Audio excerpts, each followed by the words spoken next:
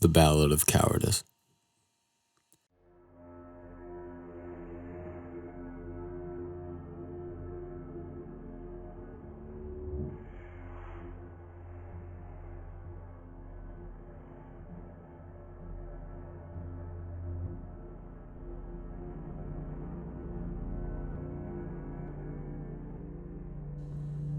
The first lines that you hear in the intro are, "It's all for you." In Charlie's eyes, what he has done is justified because it was all for his family. But this is a false perception, which is why the melody goes from a very angelic and almost heavenly atmosphere to a more softly disturbed sound that drags you into the project itself, putting into perspective that these intentions from Charlie's eyes are good, but from the outside looking in, the outcome and the actions he takes are unforgivable.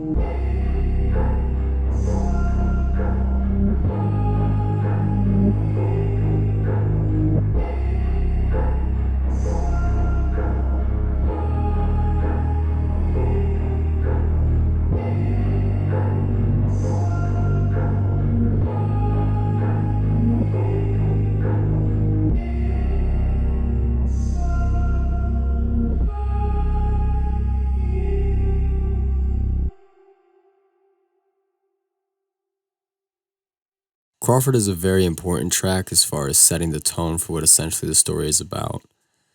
The Crawford family. Charlie is the oldest of three brothers, Jack and Jones, yet he was the only one old enough to remember life before their father's death. He holds on to this mindset that he values so much, views that he learned from his murderous father.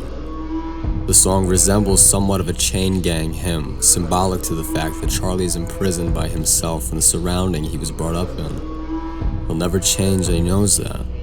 He believes that his path deserves no glory, and he should never step foot towards the grace of God. He believes himself to be the evil that his brothers would never have to endure.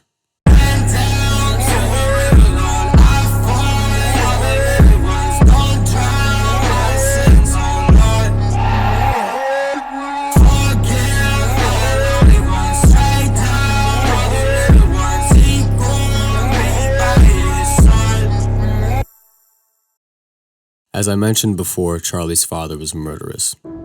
Charlie looked up to him more than anything. Even through all the beatings he took, he believed he deserved it. He would watch his father beat his mother. One night he had watched him beat her unconscious. His father, Charles Sr., realized his actions and cried over her, begging for the undoing of it all. Charlie loved and respected his mother, but saw her as the only woman that deserved it. She taught him lessons and raised him. She brought him into the world, and he kept that with him always. When Charlie was 10, his father had gunned down a man at the general store, a man who had once employed him. Charles ran home with his Colt pistol still filtered with the scent of burnt flesh. His mind was made up. He gathered all of his things and told Charlie to come with him. His mother refused, fighting and begging him to leave alone. She told Charlie to run, but he wouldn't. Before they knew it, 6 lawmen and the marshal sat outside the house, surrounding it entirely. Charles grabbed his wife and came out using her as protection to safely move on to the woods where he figured he could make his way up to the creek and into a cave dug in nearby. But before his plan could even unfold in his head, his wife ripped her teeth into his hand. Throwing her down from the pain, he ran. Not a single shot fired. It was clear to Charlie that his father was a coward. A man who spoke with dignity but couldn't live up to his own expectations. Charlie would never admit this. Instead, he would mask it with a story that the lawman shot first and got his father in the leg before he could speak his business. But it was only his father's stupidity that found the bullet in his leg and the chains around his ankles and wrists. His father was brought to trial and sentenced to be hanged.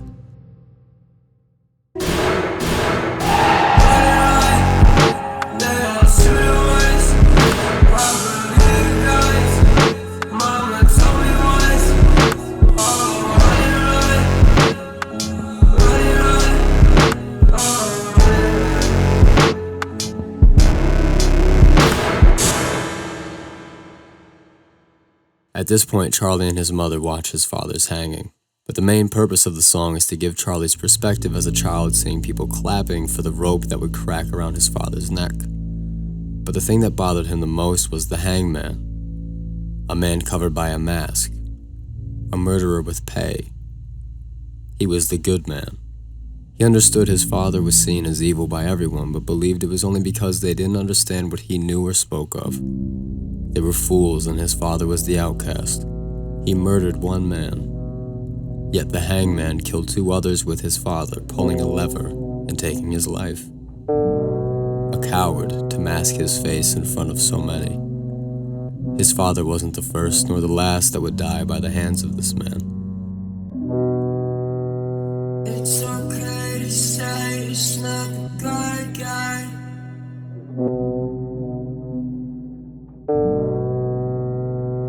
Wreck the face once he high.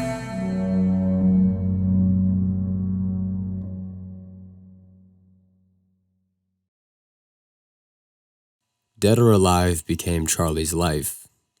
He was constantly on the run after his mother passed due to illness. He had finally found a place to lay low.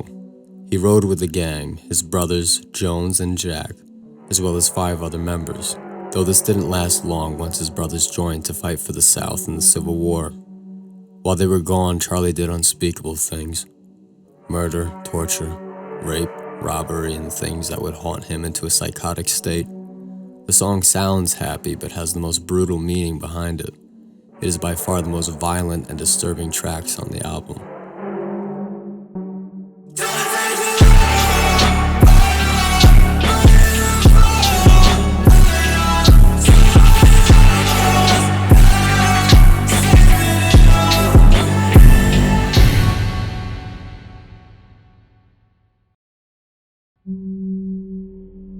Charlie never knew love outside of the affection he felt for his family. After the war, his brother Jones had been shot and killed, and Jack moved more north, damning Charlie to his death. Charlie never spoke of Jack again. He was alone. The Crawford gang had found its end, member by member. All were dead and the last was on the run. Charlie wandered into town one day, the only town that didn't know his face but knew his name all too well.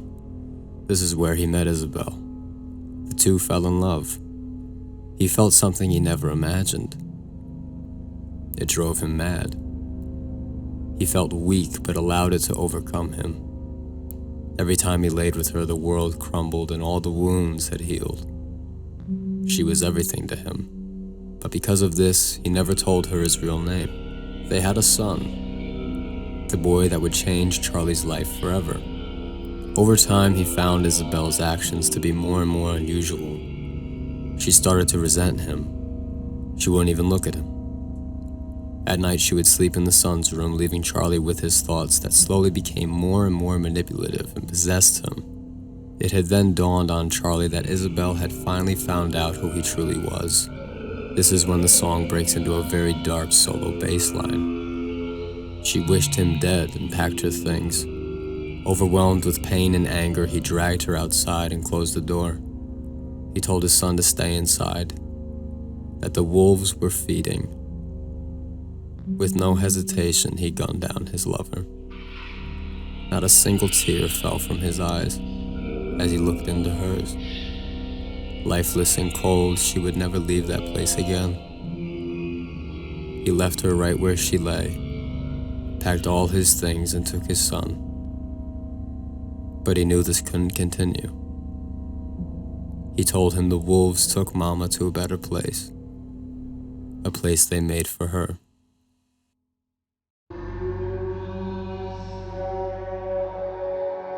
Jones is a hymn to the death of all evil within the Crawford bloodline. Charlie would not allow his son to follow in his footsteps. He lost so much but took more than he ever thought he could and knew he would meet the devil before he would raise his son. It simply represents Charlie's realization of how evil he truly is.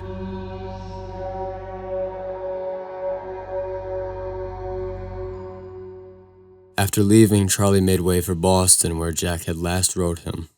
Jack had apologized for his words and wished that Charlie would join him in a better life. After years of ignoring such offers, he needed his son to have better. By the time he reached Jack, they couldn't believe the sight of each other.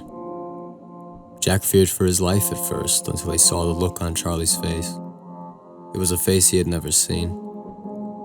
He couldn't look at him. He only asked him to raise his boy, to keep him safe and to make sure he never knew the true nature of his family's past. Jack agreed and even offered Charlie to stay, but he did not oblige. He held his boy tight. "You'll forget me, won't you?" he asked. His boy, with tears running down his face, shook his head.